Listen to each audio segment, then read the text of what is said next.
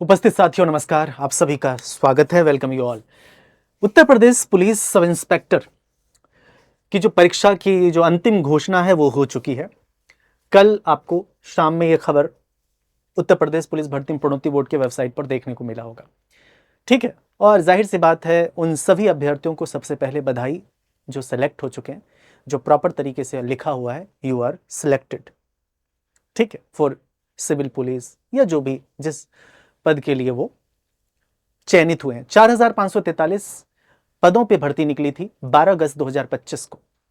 उसके बाद 12 अगस्त 2025 को नोटिफिकेशन आने के बाद 14-15 मार्च को उत्तर प्रदेश सब इंस्पेक्टर की परीक्षा होने के बाद रिजल्ट की घोषणा जो डीबीपीएसटी के लिए 12,333 अभ्यर्थियों के रिजल्ट की घोषणा जो होती है वो होती है 7 मई 2026 को।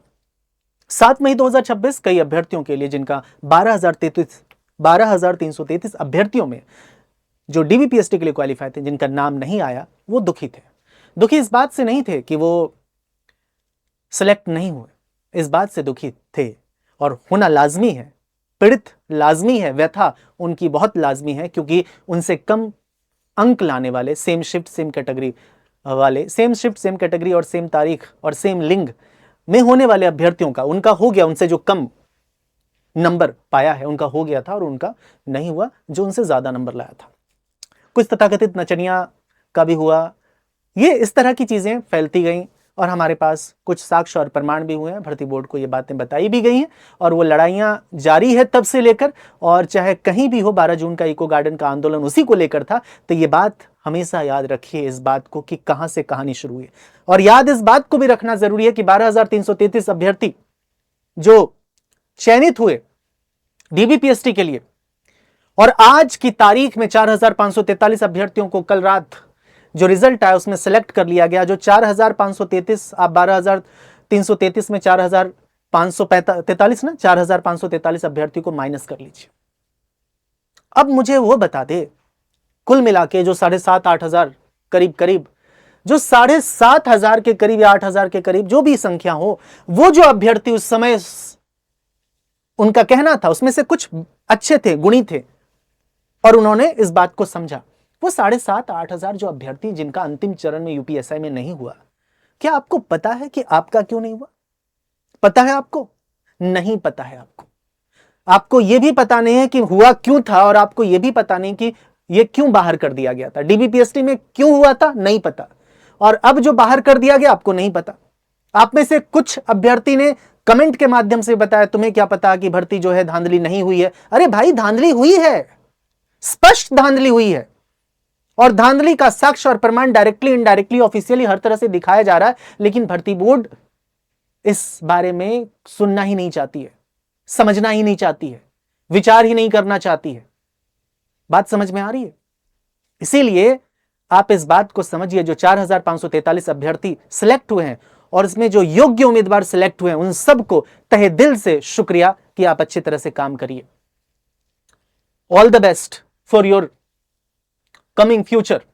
आप बेहतरीन काम करिए, क्योंकि आप समाज से जुड़े वो व्यक्ति होते हैं जो आप किसी भी चीज को जो परेशानी हो रही है, क्योंकि आप डायरेक्ट समाज के टच में रहते हैं। एसआई सब इंस्पेक्टर जो है वो अलग बात है, वहां फिर बड़े बड़े पद होते हैं, चाहे वो पीसीएस के थ्रू जाए या यूपीएससी के थ्रू जाते हैं, फिर एसडीएम, डीएम, डीएसपी या जो भी पद बनते हैं, आईपीएस वगैरह। लेकिन सवाल यही है, मैं बस इतना पूछना चाहता हूं, जो 7,500-8,000 के करीब जो भी संख्या अमूमन हो, 12,333 में 4,543 को माइनस कर दो, वो अभ्यर्थी से मैं पूछना चाहता हूं कि आप जो ख्याली पुलाव में थे कि मैं ऐसा ही स्वयं को घोषित कर लिया, आज जो आप बाहर हुए, जो सिलेक्ट हुए थे, आपको पता नहीं बाहर हुए, पता नहीं। इसीलिए मैं आपसे कहना चाहता हूं कि लड़ाई, चाहे लड़ाई में आप का रोल हो, आप अभिनेता अभिनेत्री हो या ना हो, वो महत्वपूर्ण नहीं है। अगर कोई भद्दी चीज, गंदी चीज, चाहे किसी भी आयोग और किसी भी भर्ती बोर्ड के द्वारा ये चीजें घटित हो रही है, तो आप जरूर आवाज उठाएं। लेकिन वही बात है, नहीं तो फिर आपके ऊपर आएगा, आपके ऊपर वो बात आएगी। इसीलिए जो भी अभ्यर्थी ये इस बात को लेकर सोच रहे हैं कि स्कोर कार्ड के नाम पर स्कोर कार्ड आया, स्कोर कार्ड नहीं आया है। पहली बात, स्कोर कार्ड जारी नहीं हुआ है। पहली बात ये सुन लें, स्कोर कार्ड जारी नहीं हुआ है और ना ही स्कोर कार्ड जारी जो 22 जुलाई की बात जो ट्वीट के माध्यम से बताई जा रही है कि इस माध्यम से कि इसमें लिखा उत्तर प्रदेश पुलिस भर्ती प्रोन्नति बोर्ड सफल अभ्यर्थियों को हार्दिक बधाई देता है। ये चलो अच्छी बात है, हार्दिक बधाई देता है, हालांकि इसमें कुछ बधाई लायक नहीं है जो सिलेक्ट हुए हैं अभ्यर्थी है। उसके बाद है लेकिन उत्तर प्रदेश पुलिस भर्ती बोर्ड बधाई दे रहा है, तो फिर हम और आप किस खेत की मूली हैं।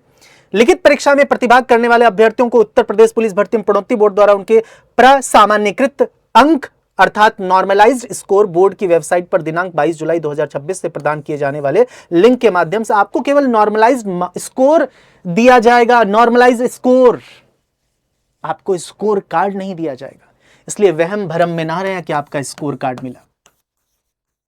ठीक है, स्कोर कार्ड का मतलब, डिटेल्ड स्कोर कार्ड का मतलब होता है सब कुछ, उसमें सारी चीजें इंगित होती हैं, क्या क्या कौन, मतलब सारी डिटेल, शिफ्ट वाइज अंक, raw marks, normalised mark, A to Z, कितने बढ़े कैसे बढ़े, मतलब सारी चीजें होनी चाहिए। वही तो हमारी डिमांड है डिटेल्ड स्कोर कार्ड की।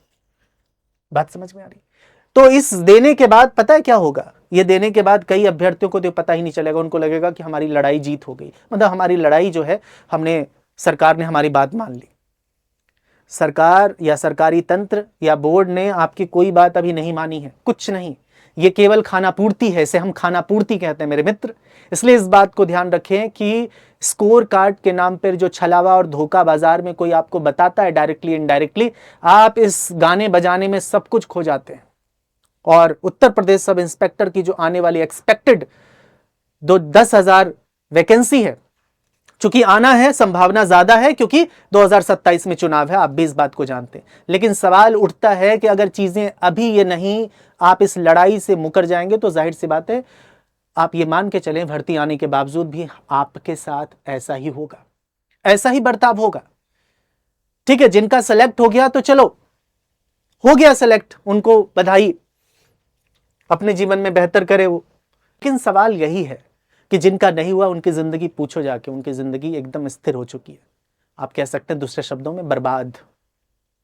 वो अलग बात है कि मेहनत करके आबाद करेगा जीवन, लेकिन वर्तमान स्थिति सोचो जरा सा, जिनका अंतिम चरण में सिलेक्शन नहीं हुआ, इस बात से नहीं हुआ कि वो योग्य नहीं, इस बात से नहीं हुआ कि अयोग्य का हो गया, कुछ अयोग्य का हो गया और साथ ही साथ कुछ योग्य का भी हुआ। योग्य और अयोग्य का मिक्सचर ही तो होता है भर्ती में, तभी तो आप शक और शंका आपकी खत्म हो जाती है।